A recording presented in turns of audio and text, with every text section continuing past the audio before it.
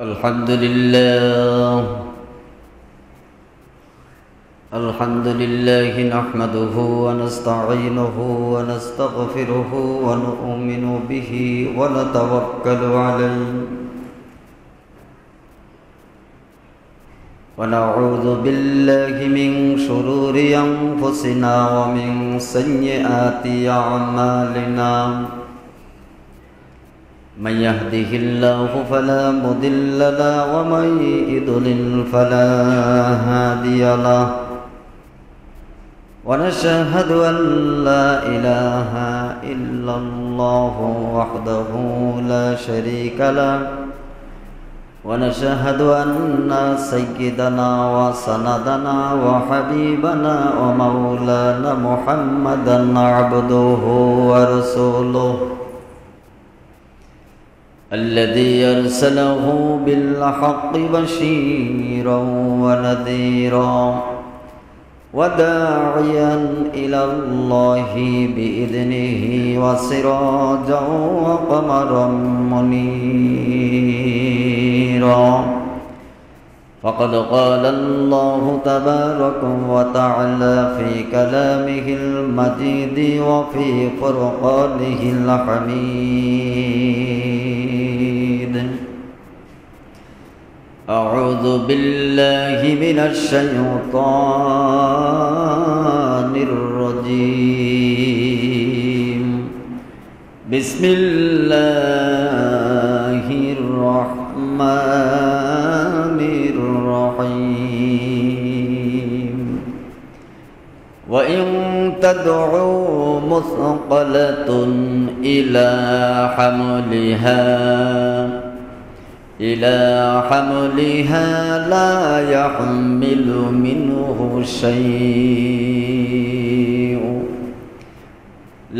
يحمل منه شيء ولو كان ذا قربى وقال الله تعالى في شان حبيبه مخبرا وآمرا إن الله وملائكته يصلون على النبي يا أيها الذين آمنوا صلوا عليه وسلموا تسليما محبة اللهم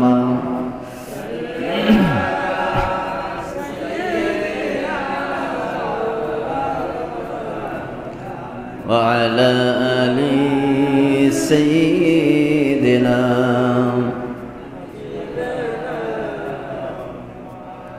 কোথায় রইলেন প্রাণের রাসূল আমাদেরও ছাড়িয়া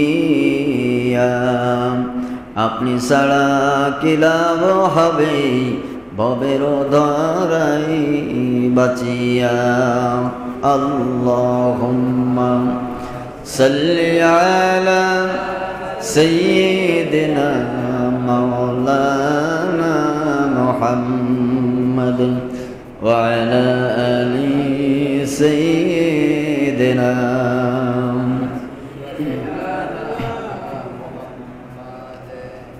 আল্লাহ পাকের দরবারে লাখো কোটি শুকরিয়া। আল্লাহ তাআলা দুনিয়ার সমস্ত খারাপ কাজ থেকে ফারেক করে জুমার নামাজ আদায়ের জন্য জাফর আউলিয়া রহমাতুল্লাহ আলাইহি যায় মসজিদে আসার তৌফিক দান করেছেন। আল্লাহ পাকের দরবারে শুকরিয়া আদায় করি, বলে আলহামদুলিল্লাহ। দরুদ ও সালাম মানবতার মুক্তির কান্ডারি আখরি জামানার পয়গম্বর নবী মুহাম্মদুর রাসূলুল্লাহ সাল্লাল্লাহু আলাইহি ওয়াসাল্লাম। সম্মানিত ভাইরা, গত জুমায় আলোচনা করতে করতে রেখেছিলাম, বাকি অংশটুকু শেষ করব ইনশাআল্লাহ। আল্লাহ তাআলা কাব দুনিয়াটা ধ্বংস করে দিবেন কোন কায়দায়, কিভাবে, কোন সিস্টেমে আলোচনা করছিলাম। আল্লাহ চাহে তো এই আলোচনার ভিতরে দিয়া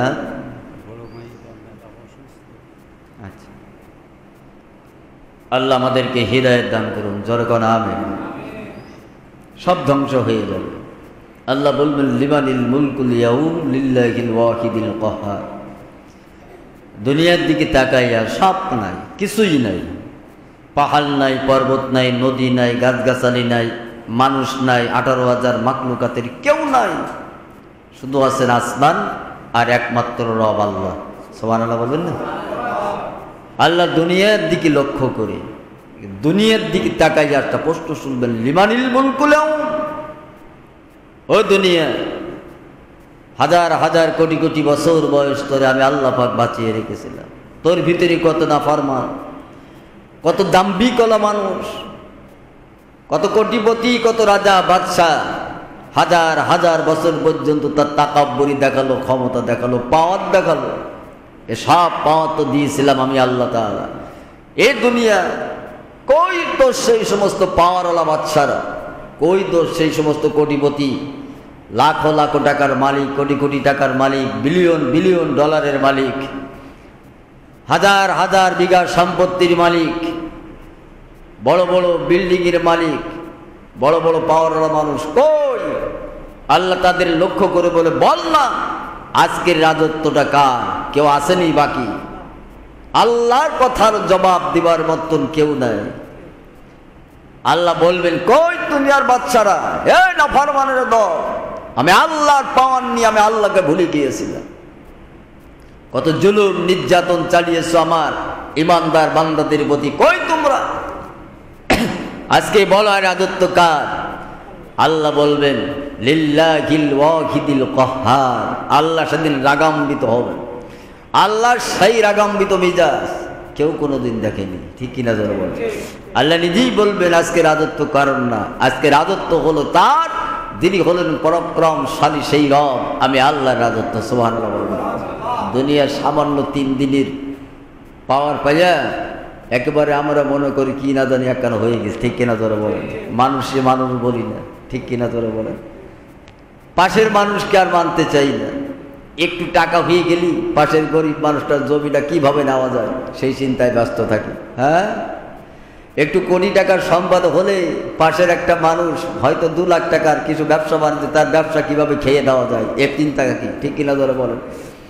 একটু সাইকেলওয়ালা থেকে শুরু করে মোটর সাইকেল চালানি পর্যন্ত একটু পাঙ্কু পাড়ার নেতা যেই হয় না, মনে করে গ্রামের মানুষ সবার কাছে পরিবার সমান, ঠিক কিনা ধরে বলে? আর একটু ধাপে উঠলে মনে করে এলাকার মানুষ সবার কাছে ধরা। হ্যাঁ, এই পাওয়ার আর থাকবে না, সময় সামনে আসতেছে, বেশি বাকি নেই, ঠিক কিনা ধরে বলে? সব শেষ, কেউ বাকি নাই। আল্লাহ রব্বুল আলামিন সর্বপ্রথম ইসরাফিল আলাইহিস সালাতু ওয়াস সালাম এবং আরশ বহনকারী যে কয়জন ফেরেশতা আল্লাহর আরশ বহন করে রাখবে, ওই কয়জনকে সর্বপ্রথম আল্লাহ পাক আবার পুনর্জীবিত করবেন, আবার রূহ ফিরাইয়া দিয়ে জিন্দা বানাবেন। সুবহানাল্লাহ। আল্লাহ রব্বুল আলামিন ইসরাফিলের হাতে আবার সিংহাটা উঠাইয়া দিবেন। সুবহানাল্লাহ বলবেন না? এরপর জিব্রাইল, আল্লাহ তাআলা জিব্রাইল এবং মিকাইল 2 জনকে আবার জীবিত করবেন। সুবহানাল্লাহ। ইসরাফিলকে আল্লাহ জীবিত করবেন, আর বহনকারী ফেরেশতারা সত্য ইসরাফিলের হাতে সিংহা উঠাইয়া আল্লাহ দ্বিতীয়বার জিব্রাইল আর মিকাইলকে জিন্দা করবেন। সুবহানাল্লাহ বলবেন না? আল্লাহ রাব্বুল আলামিন সমস্ত মানুষের রূহগুলোকে সিংহার ভিতরে ঢোকাই দিবেন। সব রূহগুলোকে বলবেন এদিকে আসো, সিংহার ভিতরে ঢুকাই দিয়া ইসরাফিলকে বলবেন সিংহায় ফুৎকার মার, এবার পুনরায় জীবিত হয়ে আমার দরবারে হাজির হওয়ার দিন কায়েম হয়ে যাবে। সুবহানাল্লাহ। বিশ্বনবী মুহাম্মদুর রাসূলুল্লাহ সাল্লাল্লাহু আলাইহি ওয়াসাল্লাম বলেন, আমার উম্মতেরা শোনো, সমস্ত রূহগুলা সিংহার ভিতরে ঢুকাই দেওয়ার পর হযরতে ইসরাফিল আলাইহিস সালাতু ওয়াস সালাম তৃতীয়বার যখন সিংহার ফুৎকার ধ্বনির আওয়াজ মারবে, তাম দুনিয়াটা 12 হাত পানির তলে তলানো অবস্থায় যার যার রূহ সিংহার ভিতর থেকে ফুৎকারের ধ্বনির আওয়াজ পেয়ে বের হয়ে যে যেখানে দাপন হয়ে মাটির তলদেশে ঘুমিয়ে আছে, তার রূহটা তাহার দেহের ভিতরে আল্লাহ রব্বুল আলামিন ঢুকাইয়া দিবে। বলা লাগবে না কে কোথায় ঘুমিয়ে আছে, বলা লাগবে নি? কোথায় মানুষ মৃত্যুবরণ পর পর আপনি মনে করেন যে লাশটা পোড়াইয়া জ্বালাইয়া শেষ করে দেয়, মানুষের সব অঙ্গ পড়ে না, পড়ে? পৃথিবীর এমন কোন নদীর নাই যে মানুষের সমস্ত অঙ্গটা পোড়াইয়া সারকার করে দিতে পারে না। একটা অংশ আল্লাহ বাকি রেখে দেয়, আগুনই পড়ে না। যত প্রকার যা কিছু করেন না কেন পড়বে না, তার থেকে আল্লাহ সৃষ্টি করবেন। সুবহানাল্লাহ। একজন বান্দা আল্লাহ রব্বুল আলামিনের নাফরমানি করার কারণে যখন মমূর্ত অবস্থায় চলে আসলো, সন্তানদেরকে ডেকে বলেছিল, আমার সন্তানেরা, আমি মারা যাওয়ার পর আমি তোমাদের বাবা, একটা মাত্র ওসিয়াত আমার শোনো, আমি মরার পরে আমার লাশটা তোমরা দাফন করবা না, মাটির ভিতরে দাফন করে দিবে না। সন্তানরা বলেছিল, বাবা, মানুষ মারা যাওয়ার পর এই পৃথিবীর জমিনে লাশ যদি বেশি দিন থাকে পচে গলে গন্ধ হয়ে যাবে, তাহলে তোমার লাশটা আমরা কি করব?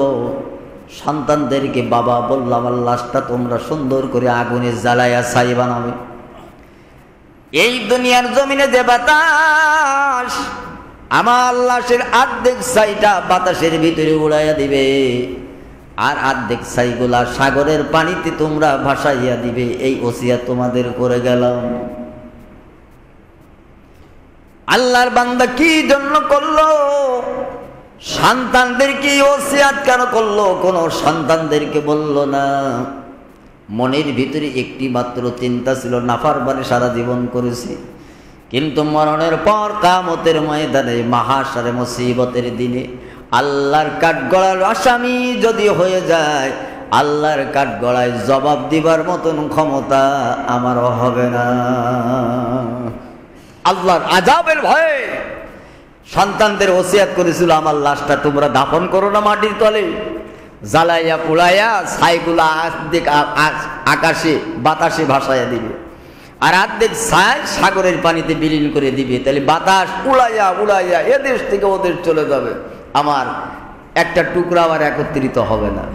আর সাগরের পানিতে ঢেউ ঢেউ অন্যদিক চলে যাবে, আমার লাশ, আমার সমস্ত কিছু সব ভুলুণ্ঠিত হয়ে যাবে, কবরের আযাব ভোগ করা লাগবে না। আচ্ছা ভাই, আযাব কি লাশে হয় না রুহের উপরে হয়? রুহুই যদি অন্তরে না থাকে, খালি দিকের কোনো মূল্য আছে নাকি? বুকারা বোঝে না। লাশ বাবা মারা যাওয়ার পরে লাশটা পোড়ানো হলো, পোড়াইয়া ছাই বানাইয়া অর্ধেক ছাইগুলা বাতাসের ভিতরে উড়াই দেওয়া হলো, অর্ধেক ছাই সাগরের পানিতে তখন ভাসাই দেওয়া হবে। বাতাস হুকুম শোনে মানুষের না আল্লাহর? কথা বল।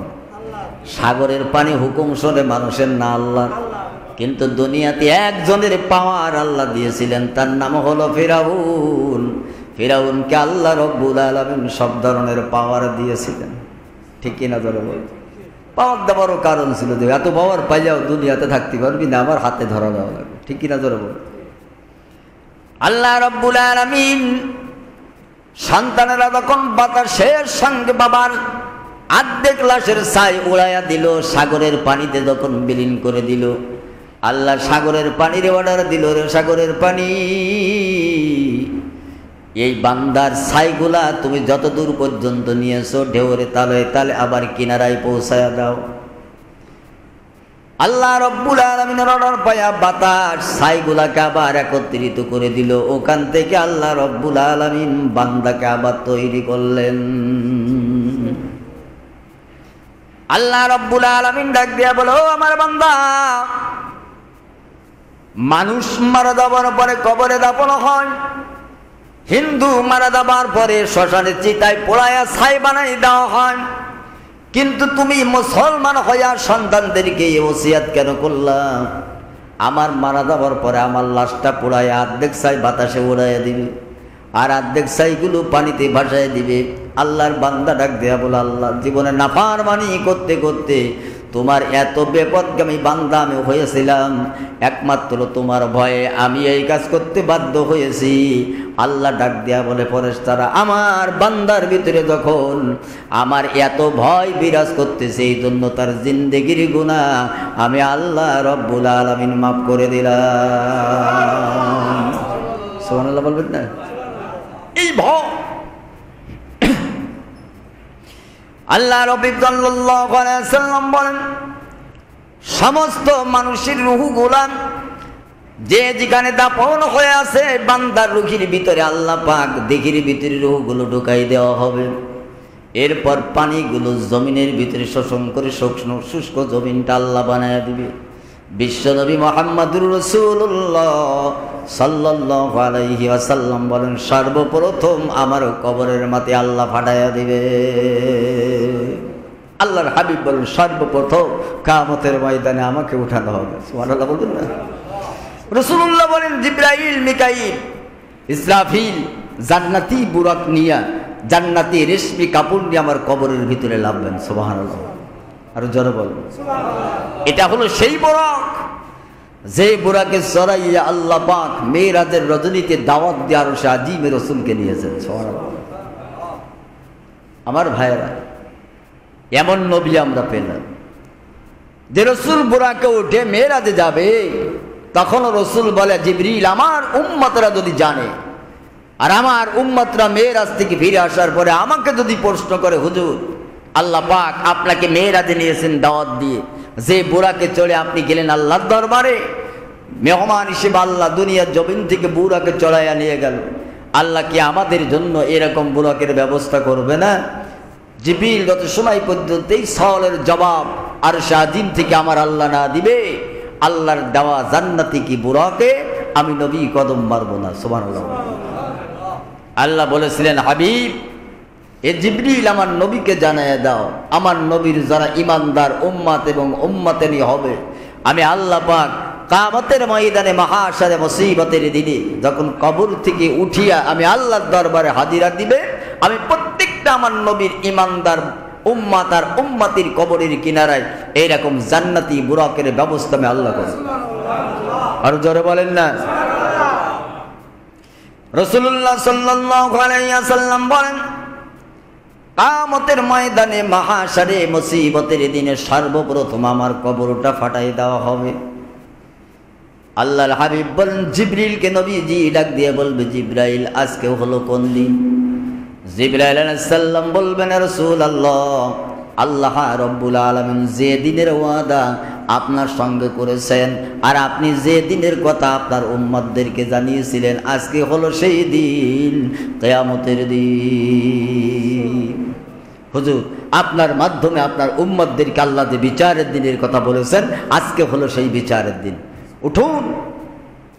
নবীজি বলেন, আমি উঠার সঙ্গে সঙ্গে আমার মেয়ে ফাতেমার কথা নবীজি জিজ্ঞাসা করবে না, আমার কলিজার টুকরা হাসান হুসাইনের কথা নবীজি জিজ্ঞাসা করবেন না, নিজের মার কথা জিজ্ঞাসা করবে না, বাবার কথা জিজ্ঞাসা করবে না, আপন আত্মীয় স্বজন নিজের সাহাবীদের কথা কারোর কথা নবীজি জিজ্ঞাসা করবেন না। নবীজি সর্বপ্রথম জিজ্ঞাসা করবেন, সেটা হলো ও জিবরাইল, আল্লাহর ওয়াদা অনুযায়ী যদি আজকে সেই কিয়ামতের ময়দান হয়, আমি মুহাম্মদুর রাসূলুল্লাহ জানতে চাই আমার আল্লাহ আমার উম্মতের সাথে আল্লাহ কি রূপ ব্যবহার করেছে। নবীজি প্রথম প্রশ্ন করলেন, জিবরিল, আমার উম্মতের সঙ্গে আল্লাহ কি রূপ ব্যবহার করেছে? জিবরিল বলবেন, হুজুর, এখনো উম্মত ওঠে নাই, সর্বপ্রথম আল্লাহ আপনার কবরটা ফাটায়া আগেই কিয়ামতের ময়দানে আমার আল্লাহ আপনাকে জীবিত করে উঠাবে। জোরে বলুন না সুবহানাল্লাহ। বিশ্বনবী মুহাম্মদ রাসূলুল্লাহ সাল্লাল্লাহু আলাইহি ওয়াসাল্লাম বলেন, কিয়ামতের ময়দানে মাহশারে মুসিবতের দিনে আল্লাহ রাব্বুল আলামিন জান্নাতি যে পোশাক কানা আমাকে পরানোর জন্য আল্লাহ আমার কবরের ভিতরে পাঠিয়ে দিবে। আল্লাহর হাবিব বলেন, ওই পোশাকটা আমি নবী পরব না, ওই পোশাকটা সর্বপ্রথম কিয়ামতের ময়দানে বলবেন জাতির পিতা ইব্রাহিম খলিলুল্লাহ। ধরে বলুন সুবহানাল্লাহ। সাহাবায়ে কিরাম প্রশ্ন করেছিলেন, রাসূলুল্লাহ, আল্লাহ রাব্বুল আলামিন সর্বপ্রথম কিয়ামতের ময়দানে আপনাকে উঠাইয়া জান্নাতি পোশাক আপনার কবরের ভিতরে হাজির করে দিবে, কিন্তু ওই দিনকে আপনি নবী এই পোশাক কানা কেন পরবেন না একটু জানতে চাই।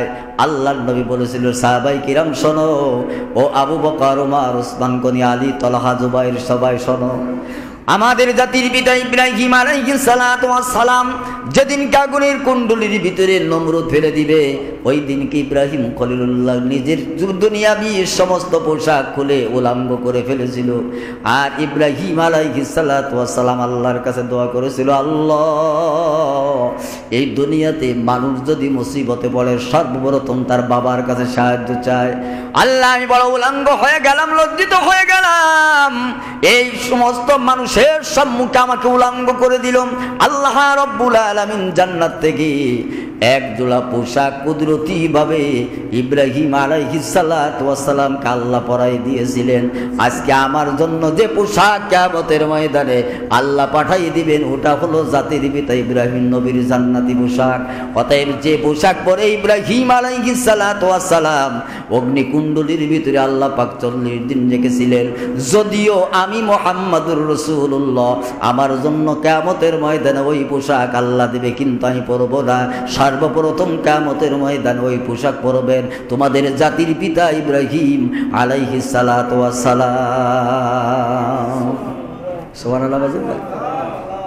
শয়তান নমরুদকে বলেছিল, এই পোশাক যদি ইব্রাহিমের গায়ে যদি এই পোশাক পরা থাকে, ওরে ইব্রাহিমের খোদা পোশাকের বদৌলতে আগুনে তো না জ্বলতে পারে, পোশাক খুলে দেন। জাতির লোকেরা দেখেছিল ইব্রাহিম আলাইহিস সালাতু ওয়াস সালাম উলঙ্গ, কিন্তু আল্লাহ পাক উলঙ্গ রাখেন নাই, তার খলিলকে আল্লাহ পাক জান্নাতের পোশাক পরায় দিয়েছিলেন। জোরে বলুন সুবহানাল্লাহ। নবীজি সাল্লাল্লাহু আলাইহি ওয়াসাল্লাম বলেন, কিয়ামতের ময়দানে এক এক মানুষগুলো সব উঠবেন, ওঠার পরে একটা দিন হবে এমন লম্বা 50,000 বছর সমান একটা দিন আল্লাহ লম্বা বানায় দিবেন। জোরে বলুন সুবহানাল্লাহ। ওই কঠিন মুসিবতের দিনে সব মানুষগুলা যার সেই কারোর গায়ে কোনো পরনের কোনো কাপড় থাকবে না, শরীরে কোনো পোশাক নাই, উলঙ্গ অবস্থায় খালি পায়ে একই ময়দানে দাঁড়িয়ে থাকবেন। আয়েশা রাদিয়াল্লাহু তাআলা আনহা বলেছেন, রাসূলুল্লাহ ওই দিন সবাই কি উলঙ্গ অবস্থায় কিয়ামতের ময়দানে থাকবে? আল্লাহর নবী বললেন, আয়েশা সেদিন বলেছেন, রাসূলুল্লাহ কি লজ্জার ব্যাপার, একে অন্যের দিকে তাকায়া তাকায়া দেখবে, লজ্জাকে বল, এই লজ্জা কি সহ্য করা যাবে? আল্লাহর নবী মা আয়েশা সিদ্দিকা রাদিয়াল্লাহু তাআলা আনহার কাঁধে এইভাবে হাত মেরে বলেছিল, আয়েশা ওই দিনটা এমন কঠিন মুসিবতের দিন হবে, মানুষ কিয়ামতের ময়দানে কবর থেকে উঠার পর একটানা 40 বছর পর্যন্ত আর উপরের দিকে তাকিয়ে থাকবে, পলক মারার সুযোগ আল্লাহ কাউকে দিবে না। আয়েশা তোমার দিকে তাকাবার সময় হবে না, আমার দিকে তাকাবার সময় হবে না, বাবার দিকে তাকাবার সময় হবে না, আত্মীয় স্বজন পাড়া প্রতিবেশী কারোর দিকে তাকানোর সময় হবে না। মানুষ কবর থেকে উঠেই একটানা 40 বছর উপরের দিকে এক নজর তাকিয়ে থাকবে, কারোর দিকে তাকানোর কারোর সুযোগ আল্লাহ দিবে না। সবাই ইয়া নাফসি বলে চিৎকার মারবেন। রাসূলুল্লাহ সাল্লাল্লাহু আলাইহি ওয়াসাল্লাম বলেন, আয়েশা শোনো, এক পলক মারার সময় আল্লাহ দিবে না, 40 বছর পর্যন্ত উপরের দিকে দৃষ্টি দিয়ে থাকবে।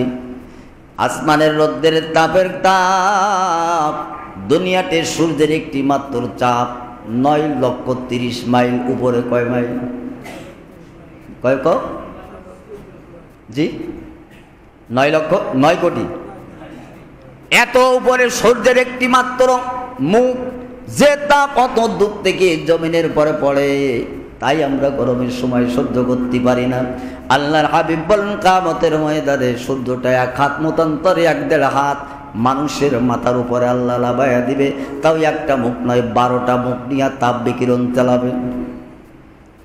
নবীজি বলেন, আয়েশা মানুষগুলা তোমার দিকে তাকানোর সময় পাবে না, এক পলক উপরের দিকে তাকিয়ে থাকবে। নবীজি বলেন, মানুষগুলার ঘাম যত শরীর থেকে বের হবে, কারোর ঘাম পায়ের পাতা পর্যন্ত হবে, কারোর ঘাম পায়ের হাঁটু পর্যন্ত হবে, কারোর ঘাম কারোর কোমর পর্যন্ত হবে। মানুষের আমল অনুযায়ী কারোর ঘাম নাক পর্যন্ত হবে, আবার কেউ তার ঘামের ভিতরে সাঁতার কাটবে, হাবুডুবু খাবে।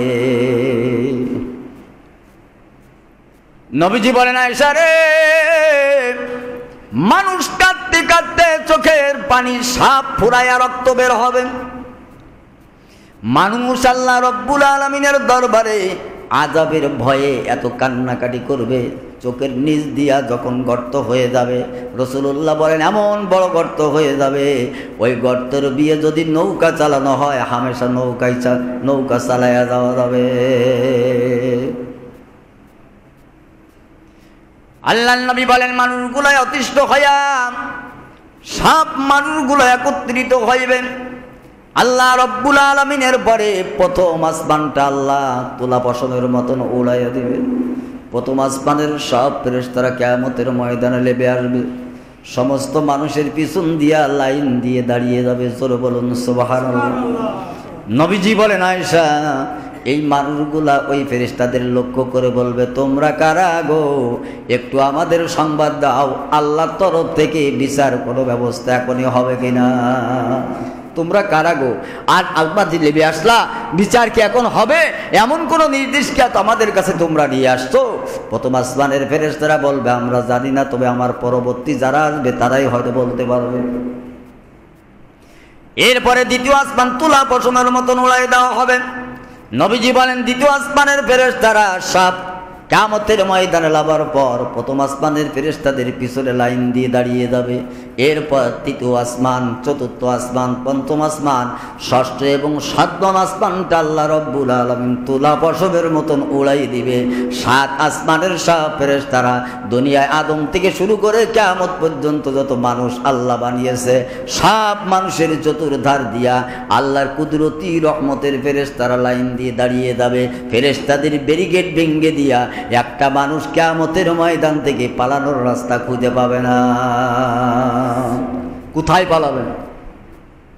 কোথায় পালাবেন? এটা আপনার বাপ দাদার সম্পদ নয়, কইলেই একজনের ঘায়ে লাঠি বেড়ে দিয়া 2 শতক জোর করে রেজিস্ট্রি করে নিয়ে যাবে। পালাবেন না কোথায়? যেখানে পালাবেন সেটা তো আল্লাহ। কতক্ষণ লাগে? আপনি বাংলাদেশে যাই না, ভারতে পালাবেন, ভারতের জমিন তো আল্লাহর। কতক্ষণ লাগান? ও কি মোদির? কথা কয় না। যে কয়দিন ক্ষমতা আছে মোদির, ও কয়দিন বড় পাওয়ার আছে। মোদির ক্ষমতা শেষ, আর একদিন উনি বলবে আমার দেশ, ঠিক কিনা? আমি যা বলবো তাই। কথা কর না। তাম দুনিয়ায় যে জায়গায় পালাবেন সেই জায়গাটা তো আল্লাহ। আল্লাহ বলে বান্দা ক্ষমতা যদি থাকে নাফরমানি আমার এলাকা ছেড়ে দিয়ে আমার বাইরে যে এলাকা আছে সেখান থেকে আমার নাফরমানি কর, তো সেখানে দিয়ে করবি কি? সেটা তো আমার।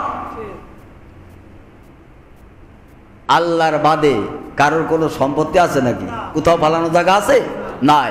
তো কিয়ামতের ময়দানে পালাবেন কোথায়? কোথাও পালানোর জায়গা নাই।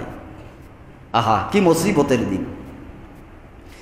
নবীজি বলেন সব মানুষগুলা এমন ভাবে আযাবের ভিতরে নিবিষ্ট হয়ে থাকবে, সব মানুষগুলা একত্রিত হয়ে বলবে চল আমাদের আদি পিতা আদম নবীর কাছে যায়। তিনি তো আমাদের আদি পিতা আদম আলাইহিস সালাতু ওয়াস সালাম। আদম নবীর কাছে সব মানুষগুলা কিয়ামতের ময়দানে এক প্রান্ত থেকে আরেক প্রান্তে দৌড়াইয়া আদম আলাইহিস সালামকে খুঁজে পাবে।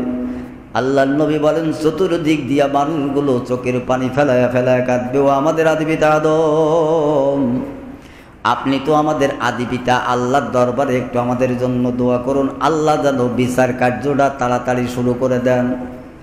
জান্নাত পাবো কি জাহান্নামে যাব এটা মানুষের খবরও হবে না। কিয়ামতের আযাবে থেকে বাঁচার জন্য সমস্ত মানুষগুলা আল্লাহর বিচার যাতে আল্লাহ তাড়াতাড়ি শুরু করে দেন এটার জন্য বলতে বলবে। কে জান্নাতি কে জাহান্নামী এটা না, আল্লাহর এই আযাব থেকে বাঁচার জন্য আল্লাহ তাড়াতাড়ি আমাদের একটা বিচার ফয়সালা করে দিক, আমরা যে যেখানে পারি সেখানে চলে যাবো, অসুবিধা নাই। কিন্তু কিয়ামতের ময়দানে এই ভয়াবহ এই বিশাল আযাব থেকে অন্তত আল্লাহ বিচার করে আমাদেরকে বাঁচায় দিক। বুঝতে পারতেছেন? কিছুই বোঝেননি। মানুষগুলা আযাবে সহ্য করতে না পেরে বলবে আল্লাহ যেন এই মুহূর্তে বিচারটা করে দিক, অন্তত এই মহা মুসিবত থেকে আমরা বেঁচে যাই। আমরা হয় জাহান্নামে যাব না জান্নাতে যাব, দুটোর এক জায়গায় যাবো ঠিক, কিন্তু এই যে কিয়ামতের ময়দানের এই মহা আযাব থেকে আল্লাহ আমাদেরকে বাঁচায় দিক। ইয়াউমা ইয়াফিরুল মারউ মিন আখিহি ওয়া উম্মিহি ওয়া আবিহি ওয়া সাহিবাতিহি ওয়া বানিহি লিকুল্লি ইমরিইম মিনহুম ইয়াওমাইযিন শাআনুন ইগনি। জোরে কোন আল্লাহু। নবীজি সাল্লাল্লাহু আলাইহি সাল্লাম বলেন, ওই দিনটা এমন মুসিবতের দিন,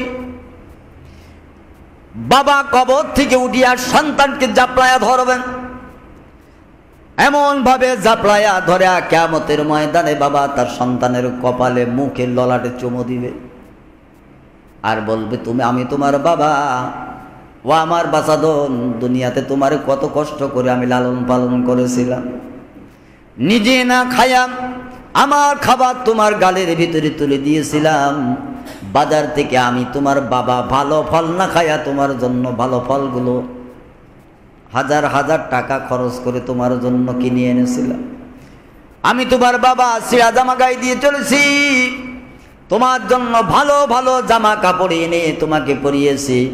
আল্লাহর নবী বলেন, সন্তানকে বাবা জাপলায় ধরে কিয়ামতের ময়দানে সন্তানের প্রশংসা বাবা নিজে মুখে করবে। দুনিয়াতে আপনি আমি যেমন আপনার সন্তানের প্রশংসা করি, মানুষ সমাজের ভিতরে আমার সন্তানটা 5 ওয়াক্ত নামাজি, কোরআন তেলাওয়াত করে, মানুষকে সম্মান দেয়, আমি বাবা হিসেবে আমাকেও সন্তান দেয়, আমার স্ত্রীকেও সম্মান দিয়ে কথা বলে। এইভাবে আপনার সন্তানকে যেমন, সন্তানের যেমন প্রশংসা দুনিয়ার মানুষের সম্মুখে করেন, আল্লাহর নবী বলেন কিয়ামতের ময়দানে মাহশরে মুসিবতের দিনে বাবা সন্তানকে জাপলায়া ধরে সন্তানের প্রশংসা বাবা সন্তানের সম্মুখে করবে একটি মাত্র কারণে। দুনিয়ায় আপনি সন্তানের প্রশংসা করিয়া সন্তানের কাছে কিছু চান না, সন্তানের কাছে দামা চাই না, মানুষ সমাজে সন্তানের প্রশংসা করিয়া বাবা কোনোদিন টাকা চাই না, পয়সা চাই না, গাড়ি চাই না, বাড়ি চাই না, অট্টালিকা বাড়ি মালিক হতে চায় না। কিন্তু আল্লাহর নবী বলেন কিয়ামতের ময়দানে পিতা সন্তানকে জাপলায় ধরিয়া প্রশংসা করিয়া বলবে, বাবারে শোনো, সব সন্তানের প্রশংসা কিয়ামতের ময়দানে সন্তানের সম্মুখে করার পর বাবা এত মুসিবত থেকে বাঁচার জন্য সন্তানকে বলবে, আমার বাঁচাধন রে, আজকে কিয়ামতের ময়দানে এক জাকরা তোর থেকে এক জাররা নেকি আমারে দিয়া দে। আমার মন বল রে বাবা, আমি তোর বাবা, একটু নেকি যদি আমারে দেস, আমার মনে হয় আল্লাহর আযাব থেকে বাঁচিয়া আল্লাহর জান্নাতে যেতে পারি। বাবা সন্তানের প্রশংসা সন্তানের সম্মুখে করে, আল্লাহ রাসূল বলেন সন্তানের কাছে বাবা এক টুকরা নেকির জন্য আবেদন জানাবে। সন্তান সেদিন ডাক দিয়া বলবে, বাবা তুমি যে আমার বাবা, তুমিও যে চিন্তা করতেছো আমিও সেই চিন্তাই ব্যাকুল। ওরে আমার বাবা, আমার প্রশংসা কিয়ামতের ময়দানে করে আমার কাছে এক জাররা নেকি তুমি চাও, আমি তোমার সন্তান হইয়া আমিও মনে করতেছি এক জাররা নেকির কারণে হয়তো জাহান্নামী হয়ে যাব। ও আমার বাবা রে, আজকে কিয়ামতের ময়দানে আমি তোমার সন্তান, তুমি বাবা, তোমার কাছে এক জাররা নেকি চাই, আমাকে তুমি এক জাররা নেকি দিয়া সহযোগিতা করো। বাবা